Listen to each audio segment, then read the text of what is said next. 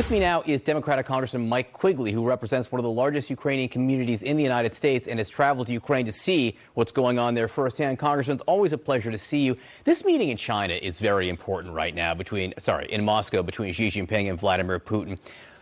How much do you think the Chinese are willing to do to help Putin right now? What are you looking for in terms of the words they use publicly? Well, look, there's a certain symmetry here. She signed an agreement with Russia just days before the invasion in 2022 and really didn't back off on supporting him except when Putin talked about using nuclear weapons. And currently, they're cushioning the blow of Western sanctions by continuing to buy the natural gas and oil and supplying electronics and chips, which concern to me, dual use, could conceivably use in weapons as well. So at what point in these discussions do we get to the point where China possibly talks about sending actual weapons directly to Russia? Obviously, that's an area of concern. So yesterday, you visited the Joint Systems Manufacturing Center in Ohio, where the M1 Abrams tank that the president has pledged to Ukraine, where those tanks are being made. Are you optimistic about the timeline of those tanks, the Abrams, actually getting to the battlefield? Well, I think they're going to get to the battlefield, and they're much needed. That's the best tank in the world.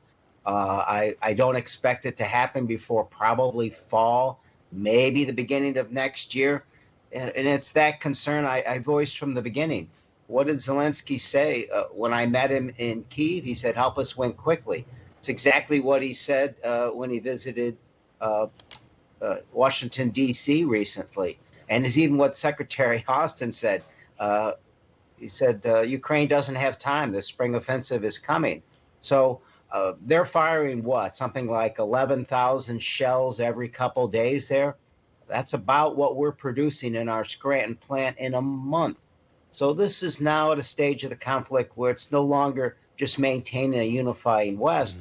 It's maintaining the production capabilities to give Ukraine the tools they need to win this war quickly. You've said in a statement, weaponry is humanitarian aid. Without weapons and without combined arms, the Ukrainian people will be subjected to an unending onslaught from the Russian military with no hope of defense. And that jives with what you just said right there, Congressman. What do you make of U.S. politicians, Ron DeSantis is one of them, who calls the Russian invasion of Ukraine a territorial dispute and thinks that the U.S. should only focus on issues here within our own borders? Sure, it's the isolationism from generations ago, but it also shows an extraordinary lack of depth on foreign policy issues. Now, you can take any view you want, but to call it a territorial dispute, I would ask Governor DeSantis, was the Soviet and German invasion of Poland and the German invasion of France in World War II a territorial dispute? Because basically it's the same concept. A sovereign democratic country in Europe being rolled over. And without our help, without NATO's help, that would have happened. And the genocide I saw evidence of standing on a mass grave in Bucha would have been far more widespread. I would ask him, what would he say to the parents of the Ukrainian children that have been taken to Russia for re-education? This isn't a territorial dispute. It's humanitarian on a war crisis, and we have to play a critical role in that. But I'll say this finally. The majority of Republicans disagree with him that I serve with in Congress. Here in the United States, the Manhattan District Attorney, there could be, and we don't know for sure, indictments against Donald Trump on New York state law soon. Your Republican colleagues in Congress have asked for the Manhattan District Attorney to come testify before congressional committees. How appropriate do you think that would be?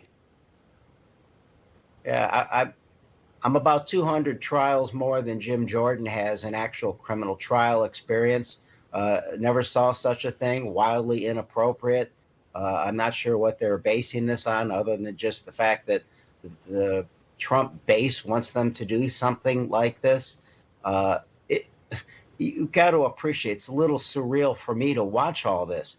I voted to impeach President Trump because I thought he attempted to extort an ally for political gain. I voted to impeach President Trump because he incited an insurrection that almost brought our country down.